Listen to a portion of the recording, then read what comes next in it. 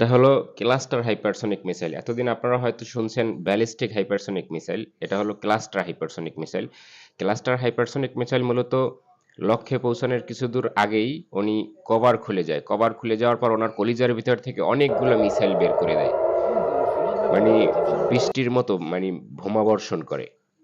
তো সেটা প্রায় ৮ কিলোমিটার জায়গা জুড়ে সেটা জ্বালিয়ে দিতে পারে পুরো একটা শহর ১ সেকেন্ডের ভিতরে। আর সেটা ইরান মারছে। যদিও এটা আন্তর্জাতিক যুদ্ধক্ষেত্রে নিষিদ্ধ, তবুও ইরান বেপরোয়া হয়ে গেছে। এখন আর কিছুই মানে না। ইরান ধ্বংস করে দিচ্ছে। ইরান, ইসরায়েলের সব আনাচে-কানাচে সব জায়গা বোমা মেরে সব ধ্বংস করে দিচ্ছে।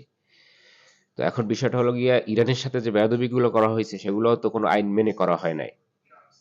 তাদের মন চাইছে ইরানের প্রধানমন্ত্রীকে মেরে ফেলছে, তাদের মন চাইছে তাদের সর্বোচ্চ নেতাকে মেরে ফেলছে, তাদের মন চাচ্ছে আবার এখন বর্তমানে যে আয়াতুল্লাহ খামেনির ছেলে সর্বোচ্চ দায়িত্বে আছে, ওনার খোঁজ খবর দিতে পারলে $10 মিলিয়ন উপহার দেওয়া হবে, সেটা যে ডোনাল্ড ট্রাম্প বলছে। মানে ডোনাল্ড ট্রাম্পের যখন যেটা মনে চায় স্বার্থের জন্য তখন সেইটা করে।